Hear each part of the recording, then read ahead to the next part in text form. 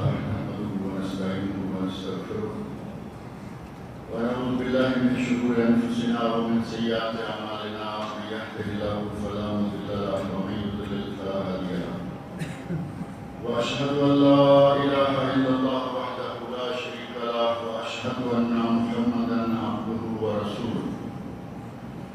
أما بعد فإن خير الحديث كتاب الله وخير الهدي هدي محمد صلى الله عليه وسلم وشر الأمور محدثاتها وكل محدثة بدعة وكل بدعة ضلالة وكل ضلالة في النار. رب اشرح لي صدري ويسر لي أمري واحلل عقدة من لساني يفقهوا قولي. رب أعوذ بك من همزات الشياطين وأعوذ بك رب أن يحضرون.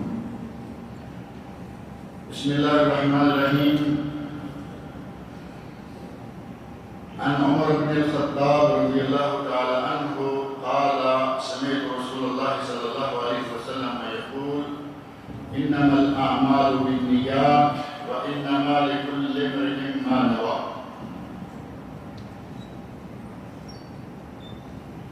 آج ارکان غسل اور غسل کی سنتوں کے بارے میں موضوع ہے کہ غسل کرنے کے ارکان جن کے بغیر غسل ممکن ہی نہیں یا ہوتا نہیں، اور غسل کی سنتیں کون کون سی ہیں۔ اس سلسلہ میں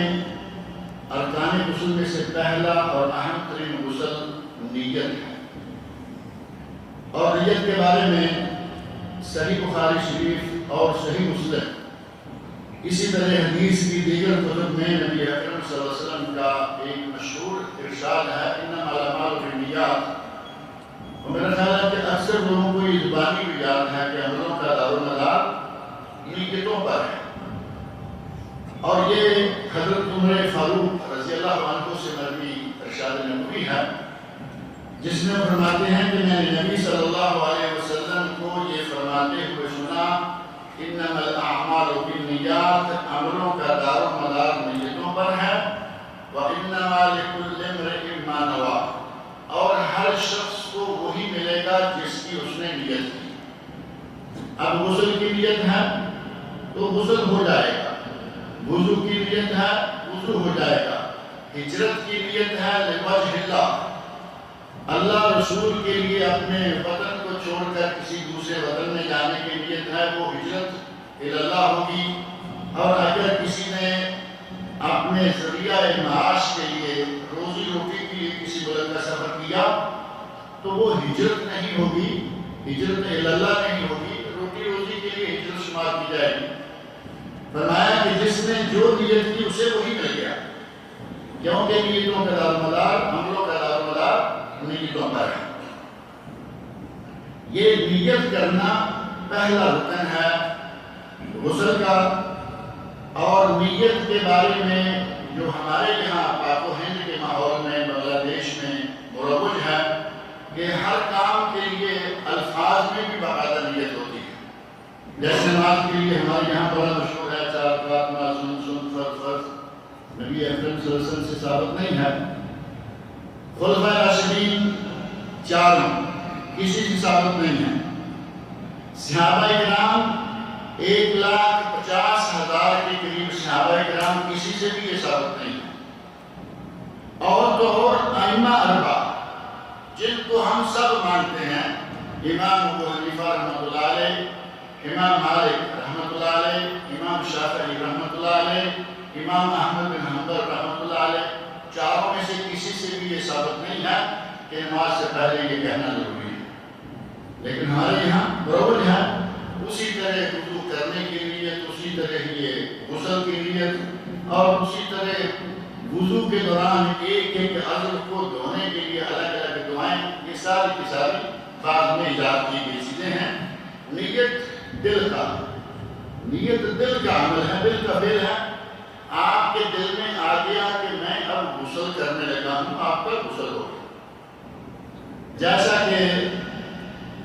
بعض اہل علم نے ایک مثال دی ہے کہ ایک آدمی نے رات کو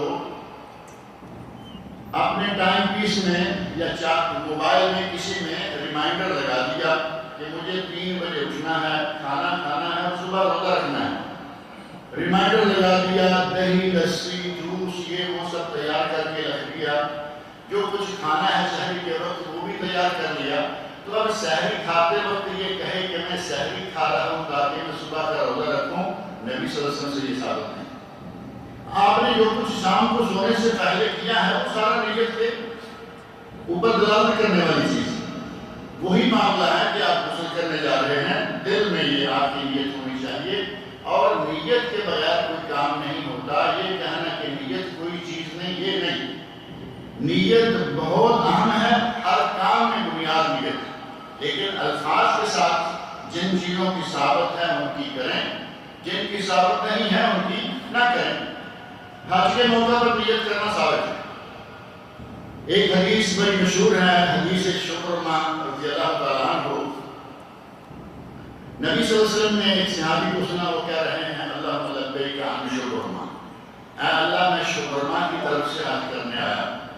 واضح الفاظ میں کہا، نبی اکرم صلی اللہ علیہ وسلم نے سنا، پوچھا کیا تم نے خود اپنا حج کیا ہے؟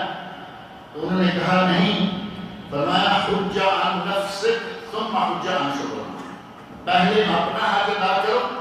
بعد میں شبرمہ کا حج ادا کرتے رہنا۔ لیکن آپ نے یہ نہیں فرمایا کہ تم نے یہ الفاظ کیوں کہے، حج کرنے کے لیے، عمرہ کرنے کے لیے ثابت ہو کے کیجیے۔ اسی طرح ذبح کے وقت جو دعا ہے بسم اللہ اللہ اکبر کہیے، کیونکہ نبی اکرم صلی اللہ علیہ وسلم سے ثابت ہے۔ وضو کے لیے، غسل کے لیے، نماز کے شروع میں یہ چیزیں ثابت نہیں ہیں، لہذا ان کو چھوڑنے میں ہی خیر و برکت ہے۔ غسل کا دوسرا اہم رکن ہے تعمیم البدن بالماء، پورے جسم کو پانی میں بھگو دینا یا پورے جسم پر پانی کا بہا دینا۔ اسی طرح سنتیں ہیں غسل کی، یہ ارکان دو ہو گئے، نیت کرنا اور دوسرا سارے جسم پہ پانی بہا دینا۔ غسل ہو جائے گا، لیکن غسل کرنے کا مصنون انداز یہ ہے کہ اس غسل میں جو سنتیں ہیں وہ بھی پوری کی جائیں، اور ان سنتوں میں سے پہلے یہ ہے کہ اپنے ہاتھوں کو 3 مرتبہ دھوئے۔ غسل کرنے لگا ہے، غسل جمعہ ہے، غسل جنابت ہے، غسل حیض ہے، غسل نفاس ہے، یا ویسے ہی غسل طہارت ہے، تو سب سے پہلے اپنے ہاتھوں کو، دونوں ہاتھوں کو 3 مرتبہ دھوئے، اس کے بعد استنجا کریں، اس کے بعد مکمل وضو کریں جس طرح کی نماز کے لیے وضو کیا جاتا ہے۔ اور ممکن ہے کہ اگر کسی ایسی جگہ پہ وہ غسل کرنے لگا ہے جہاں نیچے پاؤں میں پانی رک رہا ہے، جا نہیں رہا، تو وہاں پاؤں چھوڑ دے، باقی سارا وضو مکمل کر لے، اور غسل کے بعد وہاں سے جب ہٹے تو پاؤں دھو دے، اور اگر پانی صاف نکل رہا ہے مکمل وضو کر لے، اور اس کے بعد اپنے سر پر پانی ڈالے، اور اس کے بعد دائیں طرف اپنے جسم کا دائیں پہلو اس کو دھوئے، بایاں دھوئے، یعنی کچھ پانی پہلے دائیں طرف ڈالے اور پھر کچھ بائیں طرف ڈالے۔ 3 لمبے سر میں ڈال کر اچھی طرح سر کو ملنا، تاکہ اگر کسی کے بال گھنے ہیں، سب کے تو ہوتے نہیں لیکن کسی کے گھنے ہیں، تو اس کی جڑوں تک پانی پہنچ جائے۔ لہذا پانی کے 2 ہاتھوں کی 3 لمبے اچھی طرح بھر کر پھر بعد میں انگلیوں کے پاؤں سے ملنا سنت رسول صلی اللہ علیہ وسلم سے ثابت ہے۔ اور اس طریقہ، اس غسل کے مسنون انداز اور اس کیفیت کا ثبوت صحیح بخاری اور صحیح مسلم میں ام المؤمنین حضرت عائشہ صدیقہ رضی اللہ عنہا سے مروی اس حدیث میں موجود ہے، جس میں وہ کہتی ہیں کان رسول اللہ صلی اللہ علیہ وسلم اذا اغتسل من الجنابہ، نبی اکرم صلی اللہ علیہ وسلم جب غسل جنابت کرنے لگتے فیغسل یدیہ، سب سے پہلے آپ اپنے ہاتھ دھوتے، جیسا کہ پہلے 3 مرتبہ ہاتھ دھوتے،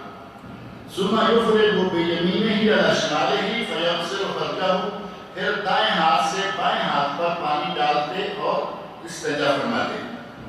ثم یتوضا، اور پھر آپ وضو کرتے، ثم یاخذ الماء فیدخل اصابعہ فی اصول الشعر، پھر پانی لے کر سر میں ڈالتے اور اپنی انگلیوں کے پوروں کو بالوں کی جڑوں تک یعنی اچھی طرح سے مل کے دھوتے، ثم حفن علی راسہ 3 حفنات، اور پھر مزید 3 چلو دونوں ہاتھوں کے بھر کر اپنے سر اقدس پر ڈالتے، ثم افاض علی سائر جسدہ، اور پھر اپنے سارے جسم پر پانی کو بہا دیتے، ثم غسل رجليه، اور اس کے بعد آخر میں پاؤں دھو لیتے۔ اور یہ صحیح بخاری اور صحیح مسلم کی حدیث ہے۔ ایسے ہی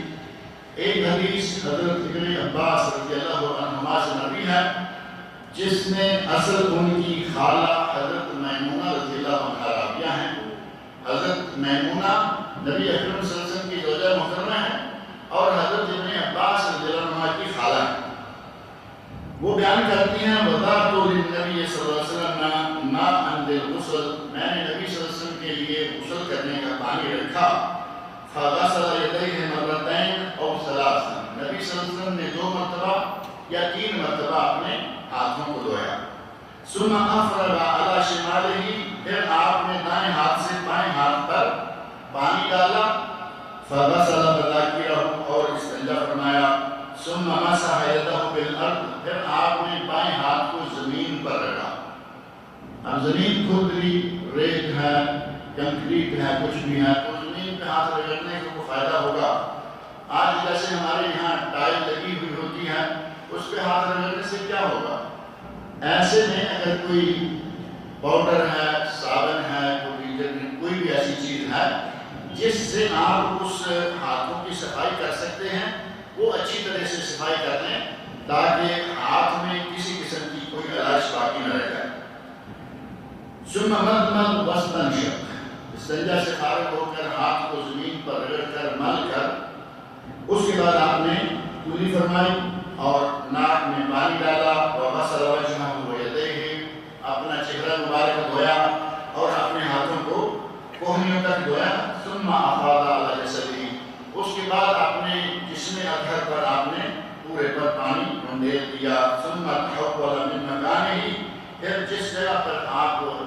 غسل فرما رہے تھے اس جگہ سے آپ ہٹ گئے، فغسل قدميه، اور دوسری جگہ جا کر آپ نے دونوں پاؤں دھوئے۔ اب دوسری جگہ سے مراد یہ بھی نہیں ہے کہ یہاں آپ نے غسل کیا اور صرف پاؤں دھونا چھوڑ دی اور وہ تھوڑا دور جا کے اور تھوڑا ٹھہر کے نہیں، پہلے اعضائے جسم میں سے کسی عضو کا سوکھنا، اگر سوکھ جائے تو سامنے پہلا حصہ ختم ہو گیا۔ تسلسل وضو میں اور غسل میں تسلسل ہونا چاہیے، یہ نہیں کہ ہاتھ منہ دھو لیا اور باتوں میں شروع ہو گئے اور یہ ہاتھ منہ دونوں شروع ہو گئے اور پاؤں دھونا شروع ہو گئے۔ تسلسل کے ساتھ نبی اکرم صلی اللہ علیہ وسلم جگہ سے ہٹے کہ جہاں پانی رک رہا تھا، صاف جگہ پہ ہو کر آپ نے ساتھ ہی اپنے پاؤں مبارک دھو لیے۔ اور مرد کے اور عورت کے غسل میں کوئی فرق نہیں ہے سوائے اس سے کہ عورت کے بال جو مینیاں کیے ہوئے ہوتی ہیں، آج کل تو وہ کوئی خاص رواج نہیں لیکن بعض علاقوں میں آج بھی ہیں، اگر عورت نے مینیاں کی ہوئی ہوں تو ظاہر ہے کہ وہ بالوں کو اتنا کس کے دبا کے باندھ دیتی ہیں کہ پانی کا ان کے اندر جانا مشکل ہوتا ہے، اور اگر ہر مرتبہ وہ نکالیں کھولیں تو یہ بھی ایک بڑا تکلیف دہ مرحلہ ہے کہ بار بار اس کو کھولیں۔ نبی اکرم صلی اللہ علیہ وسلم نے اس سلسلہ میں ایک ہدایت فرمائی کہ اگر غسل جنابت ہے تو بینیاں کھولنے کی ضرورت نہیں ہے، اور اگر غسل حیض یا غسل نفاس مہینے کے بعد یا سال 2 سال کے بعد آنے والا غسل ہے تو اس شکل میں بینیاں کھول کے بالوں کو اچھی طرح دھو لیا کریں۔ اس سلسلہ میں حدیث ہے حضرت ام سلمہ رضی اللہ عنہا کی، جو کہ نبی اکرم صلی اللہ علیہ وسلم کی زوجہ محترمہ ہیں، ام المؤمنین ہیں، وہ کہتی ہیں قلت یا رسول اللہ صلی اللہ علیہ وسلم، میں نے عرض کیا کہ اے اللہ کے رسول، انی امرأۃ اشد شعر راس، اے اللہ کے رسول میں اپنے سر کے بالوں کو اچھی طرح کس کے باندھ لیتی ہوں، میڈیا میں بند جائیں گی تو سارے کے سر جو ہے وہ بند جائے گا، میں اپنے سر کو اچھی طرح باندھ لیتی ہوں۔ افانقضہ لغسل جنابہ، تو کیا میں غسل جنابت کے لیے اپنے سر کو کھولوں، یعنی ساری میڈیا جو ان کو کھولوں؟ وفی روایہ والحیضہ، اور ایک روایت میں لفظ حیض بھی ہے،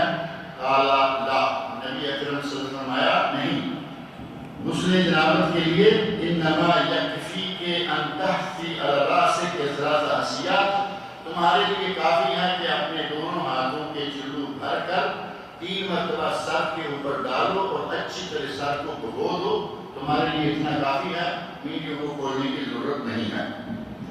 اور ایک حدیث حضرت عبید بن عمیر سے مروی ہے، کہتے ہیں بالغ عائشہ رضی اللہ تعالیٰ عنہ، نبی اکرم صلی اللہ علیہ وسلم کی زوجہ محترمہ ام المؤمنین حضرت عائشہ رضی اللہ عنہ کو یہ بات پہنچی کہ عبداللہ بن عمر بن عاص، عبداللہ بن عمر، عبداللہ بن عمر، عبداللہ بن عباس، عبداللہ بن زبیر، یہ عبادلہ جو ہیں یہ ماشاءاللہ کافی سارے ہیں، ان میں سے حضرت عبداللہ بن عمر بن عاص رضی اللہ عنہ جو ہیں وہ کہتے ہیں ان کے بارے میں حضرت عائشہ رضی اللہ عنہ کی خبر پہنچی کہ یأمر النساء اذا اغتسلن ان ينقضن رؤوسهن، کہ جب عورتیں غسل کریں تو وہ اپنے بالوں کی بیڑیاں، بالوں کو سب کو کھول لیا کریں۔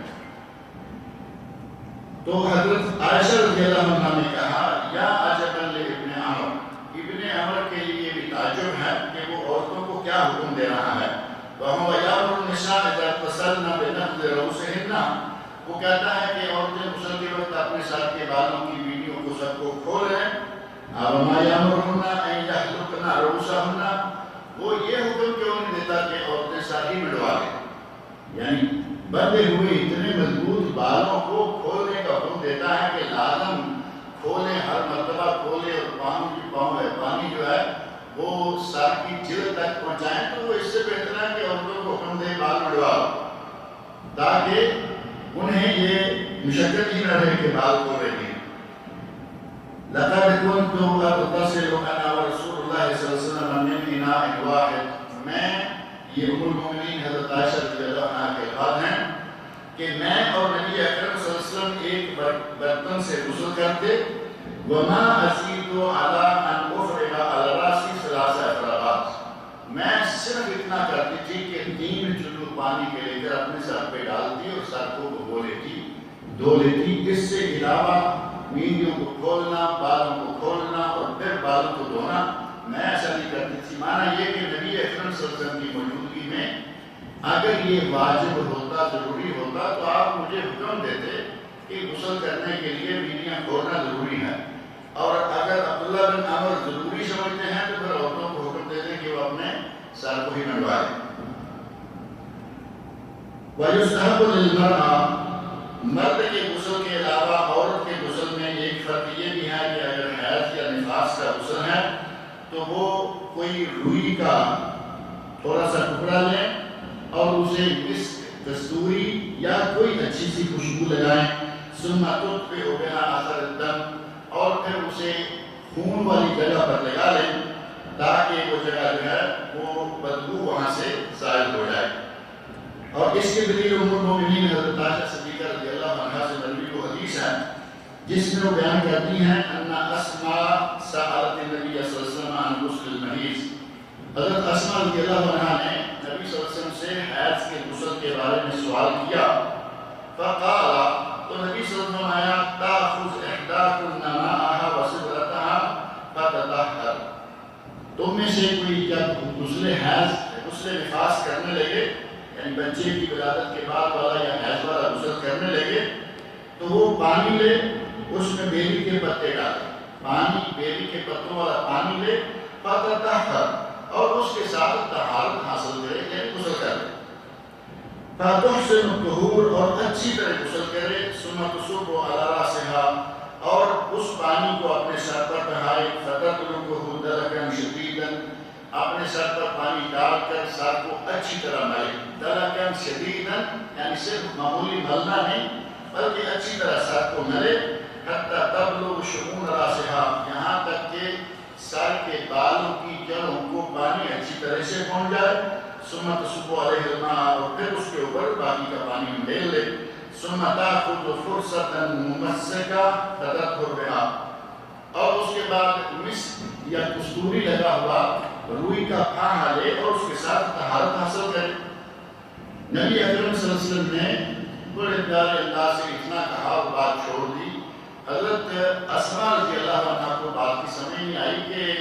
غسل کرے پھر روئی کا پھاہا جس میں کستوری یا کوئی خوشبو لگی ہوئی ہے اس کے ساتھ طہارت کرے، تو حضرت اسماء کہتی ہیں وہ کیف تطہر بها،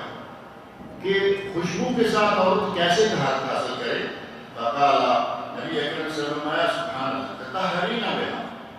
اللہ پاک ہے، سبحان اللہ، یعنی تجھ پر تعجب ہے خوشبو کے ساتھ طہارت حاصل کرو۔ فقالت عائشہ کأنها تخفی ذلک، ام المؤمنین عائشہ رضی اللہ عنہ جو کہ سن رہی ہیں، پاس موجود ہیں، انہوں نے عائشہ سے کہا تتبعین اثر الدم، یہ خوشبو والا روئی کا پہا جو ہے وہ وہاں لگائیں جہاں خون لگا ہوا تھا، تاکہ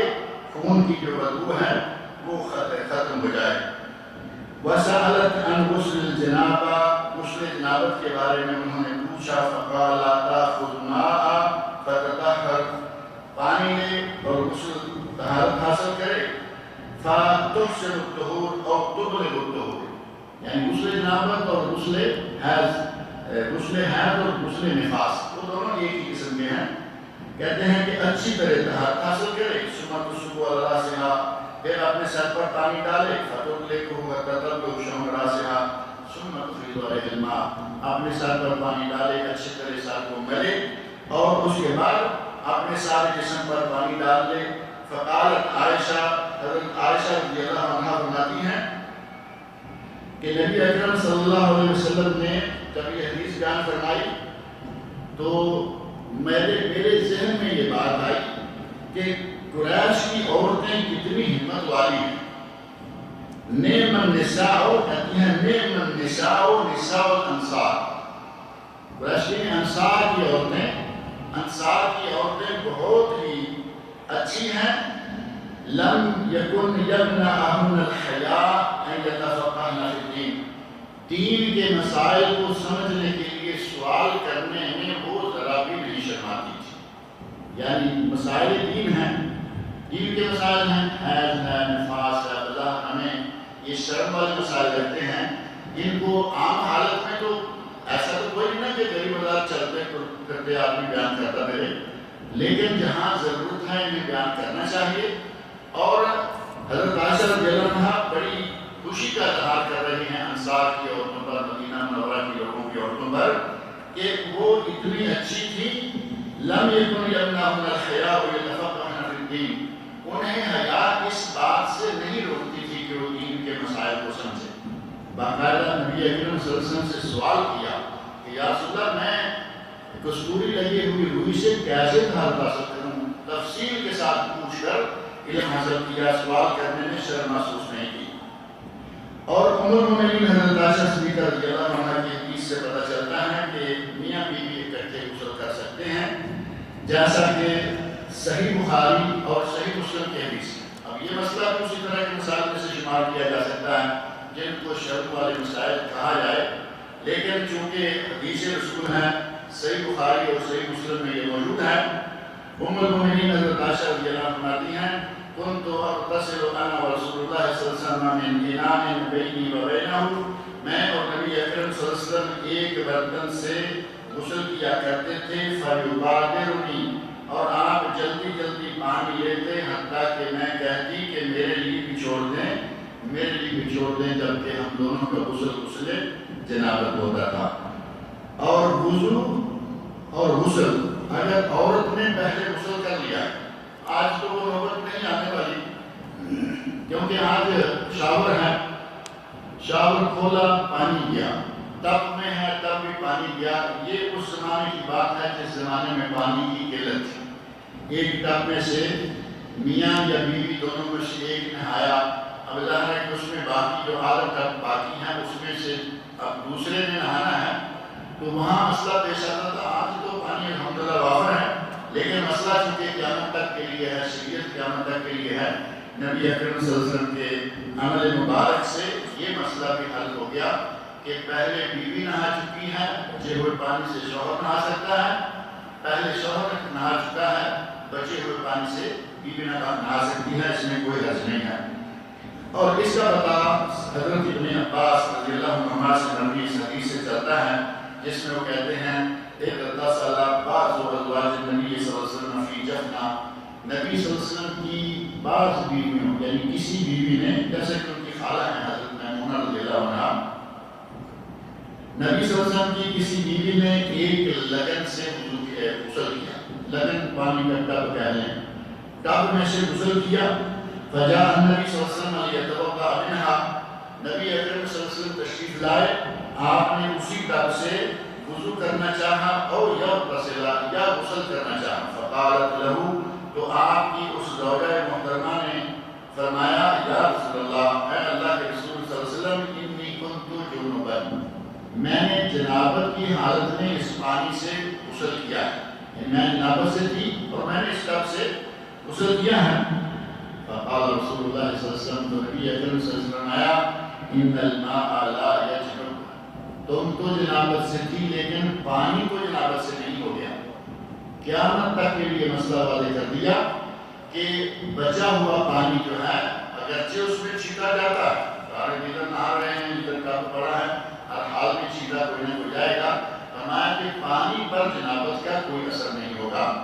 میاں نہا چکا بیوی نہا لے بیوی نہا چکی میاں نہا لے انشاءاللہ اس میں کوئی حرج نہیں اور یہ سنت رسول صلی اللہ علیہ وسلم سے ثابت ہے غسل کرنا کب کب سنت ہے کن کن مواقع پر سنت ہے یہ موضوع انشاءاللہ اگلے بار ذکر کریں گے اللہ رب العزت مجھے اور آپ سب لوگوں کو نبی اکرم صلی اللہ علیہ وسلم کی سنت کے مطابق زندگی گزارنے کی توفیق عطا فرمائے کسی نے لکھا ہے کہ میرے والد محترم کے پاؤں کے تلووں پر زخم ہیں جن کی وجہ سے وہ بغیر چپل کے چل نہیں سکتے خصوصاً سعی کے دوران سعی بڑے لمبا سفر ہوتا ہے طواف تھوڑا سا ہے کہتے ہیں کہ کیا حالت احرام میں چپل پہن کر طواف یا سعی کی جا سکتی ہے آپ نے پہلے حدیث یہاں سنی ہیں یا سنی ہوں گی یا کسی نے نہیں سنی نبی اکرم صلی اللہ علیہ وسلم سے اور صحابہ کرام سے جوتا پہن کر نماز پڑھنا ثابت ہے بات یہاں گزری ہے نہیں جوتا پہن کر نماز پڑھنا ثابت ہے شرط یہ ہے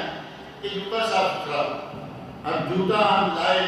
یہاں باتھ روم میں پانی ہے کچرا ہے گندی جگہ سے آپ اندر آئیں گے تو ویسے اندر آنے کو جی نہیں چاہتا کہ اندر صاف ستھرے قالین پڑے ہوئے اگر جوتا آپ کا صاف ہے مسجد میں آ جائے تو جوتے سمیت نماز پڑھیں جائز ہے اور ثابت ہے یہی معاملہ وہاں ہے اگر آپ نے آپ کے والد صاحب ہیں یا کوئی بھی بیمار ہے جس کی مجبوری ہے کہ وہ ننگے پاؤں اتنا پیدل نہیں چل سکتا تو ایک موزہ ٹائپ جو چھوٹے چھوٹے ٹخنے سے نیچے ہی جرابیں یا ان کو کیا کہیں گے موزہ ہی ہوتا ہے اصل میں وہ موزے ملتے ہیں وہ پہن کے وہ طواف سے کر لیں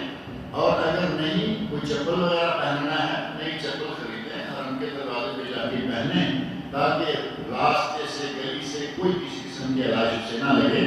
کیونکہ مسجد حرام کا احترام بطور خاص عام مساجد کا احترام ہے لیکن وہ تو مسجد حرام ہے یعنی دنیا بھر کی مساجد سے سب سے زیادہ حرمت والی مسجد لہذا وہاں جب جائیں اور جوتا پہننا ہے تو وہ صاف ستھرا اور پاک ہونا چاہیے ہمارے کچھ بھائی سجدہ سہو کرنے کے لیے صرف دائیں طرف سلام دے کر 2 سجدے کرتے ہیں اور اس کے بعد اپنی نماز مکمل کرتے ہیں کیا ایک طرف سلام پھیرنے سے ان کی نماز ٹوٹ نہیں جاتی اصل میں نبی اکرم صلی اللہ علیہ وسلم سے ثابت ہے کہ سجدہ سہو اگر نماز میں زیادتی ہو گئی ہے 5 رکعتیں پڑھ لی اور 5ویں کے بعد پتہ چل گیا 100% یقین ہو گیا کہ میری تو 5 رکعتیں ہو گئی ہیں ایسی شکل میں وہ پہلے سلام پھیرے اور اس کے بعد سجدہ سہو کرے اور اگر نماز میں کمی ہوئی ہے 2 رکعتوں کے بعد تشہد کے لیے بیٹھنا تھا بھول گیا 30ویں کے لیے سیدھا کھڑا ہو گیا اب ظاہر ہے پتہ چل گیا کہ نماز میں کمی ہوگی ایک تشہد کم ہو گیا ہے ایسی شکل میں سلام پھیرنے سے پہلے نماز کے اندر ہی 2 سجدے کرے اور اس کے بعد سلام پھیر دے تاکہ ایک کمی ہوئی ہے یہ 2 سجدوں سے وہ پوری ہو جائے اور ان 2 سجدوں کو باہر اس لیے رکھا کہ پہلے یہ فرقات زیادہ ہو چکی ہے اب 2 سجدے اور بھی زیادہ نہ ہو جائیں سلام دونوں طرف پھیر کر پھر وہ 2 سجدے جو ہیں وہ کرنے ہیں لیکن ہمارے یہاں جو طریقہ پروج ہے کہ ایک طرف سلام پھیرا اس کے بعد پھر کو باقی کی نماز پڑھی اور پھر اس کے بعد سجدہ صاحب کا سلسلہ جو ہے ایک سلام پھیر کر سجدہ صاحب دونوں اور اس کے بعد خفیہ نماز پوری اور پھر سلام اس کے بارے میں کوئی میرے سامنے ایسی روایت نظر میں نہیں ہے کہ یہ کس طرح مروج ہے شاید کس طرح ہمارے یہاں وہ گزر کا طریقہ ہے 2 رکعتیں پڑھ کے اللہ بغیر سلام کے اٹھ جاتے ہیں جبکہ کسی صحیح حدیث سے اس طریقے کا ذکر نہیں ملتا لیکن ہمارے یہاں پاک میں صرف وہی چل رہا ہے جہاں دیکھیں گے وہی اسی طریقے سے پڑھا جا رہا ہے اللہ شاد نادر لوگ ہیں وہ یتیم رکھتے ہیں ایک خالہ سے یا 2 خالوں اور 2 اسلام سے، جیسا کہ یہاں عمروں میں پڑھا جاتا ہے۔ باپ 10 سال سے زیادہ گھر سے غائب رہنے کے بعد واپس آ جائے تو کیا ایسی صورت میں میاں بیوی کا رشتہ قائم رہتا ہے؟ میاں بیوی کا رشتہ ٹوٹنے کے لیے ضروری ہے کہ یا تو باپ طلاق دے یا بیوی خلا لے چکی ہو۔ وہ طلاق نہ دے، وہ خلا طلب نہ کرے، لیکن کچھ ایسے حالات پیدا ہو جائیں کہ عورت نے خلا طلب کیا، شوہر طلاق نہیں دے رہا، قاضی اگر تنسیخ نکاح کر دے تب بھی نکاح ٹوٹ گیا۔ یہ 3 شکلیں ہیں، طلاق، خلا اور تنسیخ نکاح۔ اگر یہ تینوں میں سے کچھ بھی نہیں ہوا تو شوہر چاہے 20 سال بعد واپس آئے، وہ میاں بیوی ہیں، وہ رشتہ ختم نہیں ہوگا۔ اولاد اپنے باپ کی خدمت کرنا چاہتی ہو لیکن ماں حکم دے کہ باپ کو گھر سے نکال دو، اس نے جو 10 سال ستایا ہے بیچاری کو، ظاہر ہے اس کو بھی تو حق پہنچتا ہے نا، لیکن اولاد کا کام ہے کہ ماں کا حکم بھی مانے اور اپنے والد کا جو مقام ہے وہ بھی اسے دے، دھکے مار کے نہ نکالے، سمجھا بجھا کے دونوں کو جمع کرنے کی کوشش کرے۔ ہمارے بھائی کے ہمشیرہ سخت بیمار ہیں، دعا کریں کہ اللہ رب العزت ان کی ہمشیرہ کو شفا کاملہ عطا فرمائے۔ اسی طرح اور بھی جو کوئی مریض ہیں، بیمار ہیں، اللہ رب العزت تمام بیمار کو شفا کاملہ عطا فرمائے۔ سخت گرمی میں تپتے ہوئے سورج کے نیچے محنت مزدوری کرنے والے لوگ روزہ کیسے رکھتے ہیں جبکہ کام کے دوران انہیں بار بار پیاس لگتی ہے؟ اگر کام بھی نہیں چھوڑ سکتے، یہاں ایسے کمپنیز، ایسے ادارے ہیں کہ رمضان میں وہ فجر سے لے کر 9-10 بجے 11 بجے تک چھٹی کرا دیتے ہیں، الحمدللہ۔ اگر ایسا نہیں، کام کرنا بھی مجبوری ہے، ضروری ہے، اور دن گرم ہے اور روزہ مکمل کرنا ناممکن ہے، ایسی مجبوری کی حالت میں مزدور روزہ چھوڑ سکتا ہے، اور جب تھوڑا موسم ٹھنڈا آ جائے جتنے روزے چھوٹیں وہ بعد میں رکھ لے، کیونکہ یہ محض مجبوری کی حالت میں۔ اگر کہیں گنجائش بنتی ہے کہ آدمی رمضان کا مہینہ چھٹی لے آرام سے روزے رکھے، یا کوئی ایسی شکل ہے کہ آدھا دن مزدوری کر لے تاکہ روٹی روزی کے لیے بھی کام چل جائے اور آدھا دن چھوڑ دیا کرے، کوئی نہ کوئی شکل پیدا کر کے روزہ رکھنے کی کوشش کی جائے، کیونکہ یہ وہ مبارک مہینہ ہے جو سال میں ایک مرتبہ آتا ہے اور اس کی برکتیں بعد میں حاصل نہیں ہو سکتی۔ فرض تو ادا ہو جائے گا، نبی اکرم صلی اللہ علیہ وسلم نے فرمایا ہے، بلکہ قرآن کریم ہے، من کان منکم مریضا او علی سفر فعدۃ من ایام اخر، سفر میں ہے اس میں بھی یہی مشقت ہوتی ہے کہ کہیں پیاس لگ گئی، کہیں کچھ بھی ہو گیا تو روزہ چھوڑ دے، لیکن فرمایا فعدۃ من ایام اخر، ان دنوں کی گنتی بعد میں پوری کرنا ہے۔ 6 روزے چھوٹے ہیں بعد میں رکھ لے، 10 چھوٹے بعد میں رکھ لیں۔ روزے رکھنے سے فریضہ تو ادا ہو جائے گا، لیکن جو روزے رمضان میں رکھے گئے ہیں ان کا مقابلہ جو روزے نہیں کر سکتے۔ 3-4 سال پہلے 10 کنال رقبہ میں نے فروخت کیا تھا، جس کی قیمت وصول کر کے میں نے خریدار کے نام کر دیا، جس کو فروخت کرنے کی وجہ سے میرے بھائی ناراض تھے، کیونکہ اب میرا بڑا بھائی وہ زمین خرید کر واپس اپنے نام کروانا چاہتا ہے، کہتا ہے کہ جب تیرے پاس رقم ہو جائے تو مجھے 2 لاکھ زیادہ ادا کر کے وہ زمین واپس لے لینا۔ تو جو رقم میں اس کو زیادہ ادا کروں گا وہ حرام ہے یا ٹھیک ہے؟ کوئی صحیح سمجھ نہیں آئی بات کی کہ ایک آدمی 3-4 سال پہلے 10 کنال رقبہ کہتے ہیں کہ میں نے فروخت کیا، جس کی قیمت وصول کر کے میں نے خریدار کے نام، یعنی زمین کا کوئی پلاٹ ہے، وہ پیسے لے لیے اور اس کو دے دیا، بھائی ناراض ہو گیا۔ کہتے ہیں کہ اب میرا بڑا بھائی وہ زمین خرید کر واپس اپنے نام کروانا چاہتا ہے، کہتا ہے کہ جب تیرے پاس رقم ہو جائے تو مجھے 2 لاکھ زیادہ، یعنی آج میں جتنے پیسے دیتا ہوں جب تمہارے پاس رقم ہو جائے تو اتنے پیسے اور 2 لاکھ زیادہ دے کے تم یہ زمین مجھ سے لے لینا۔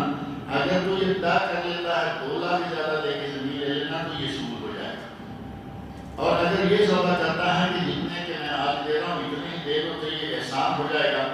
کہ اس نے خرید کے اس کو دے دیا، پھر آرام سے وہ پیسے دیتا رہا۔